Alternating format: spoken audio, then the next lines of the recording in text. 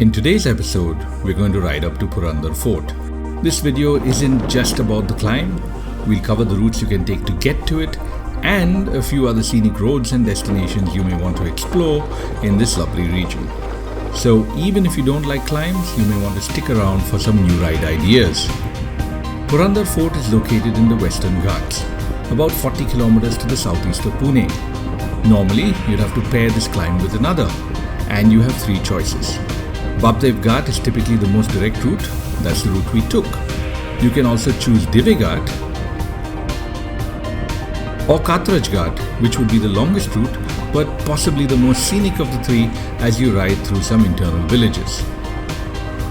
Whatever you choose, the combined elevation would typically be similar to riding up Sinhagad. Now this road goes on to Saswad, and while it is a main road, there's not much traffic and the views are pretty good, especially during the monsoons. Here's a bonus route. About 6 kilometers from the top of Bopdev Ghat, you can take this left to Kanifnath Mandir. At the end of this road, there's a short but pretty steep climb to the temple, and there are some trails beyond.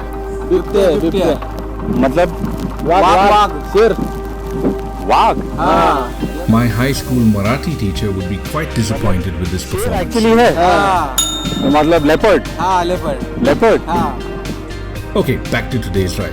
Instead of going all the way to Saswad, we'll cut across using this internal road. Now, I love these roads. They're typically quite empty and most of them are in decent condition, but they always have great views. And kids, don't ride without hands. Faiz is a trained professional. If I had tried that, I'd be flat on my face in a few seconds. And now for the main event, the climb.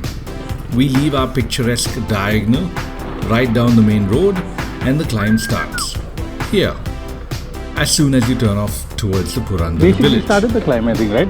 No. There's a right turn. I heard you like stats, so let's break down the climb.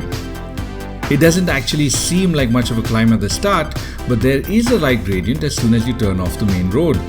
And after the first kilometer, you're looking at gradients between 4 and 6%. So the gradient isn't particularly challenging, but the climb is 6.5 kilometers long, so you do have a fair amount of climbing to do. Now let's take a quick look at the elevation map. There are half a dozen switchbacks on the way to the top, and the gradients do kick up to around 7% around them, normal for that to happen around the bends. They also look pretty great on photos, so don't forget to take some on the way up. You probably won't want to stop on the way down. Up ahead, you should be able to see the Purandar Fort, and as we are riding up, rather slowly, let's talk about this region. There are many internal roads on the right of the Saswad Bopdev main road, and they are perfect for cycling. Mostly empty, you ride through fields and villages, and the openness and beauty of this region sure is easy on the eyes. Some of these roads go across to the Bangalore highway, so you can return home another way. I'll be covering some of these routes in future videos, so subscribe if you're interested. Back to our climb.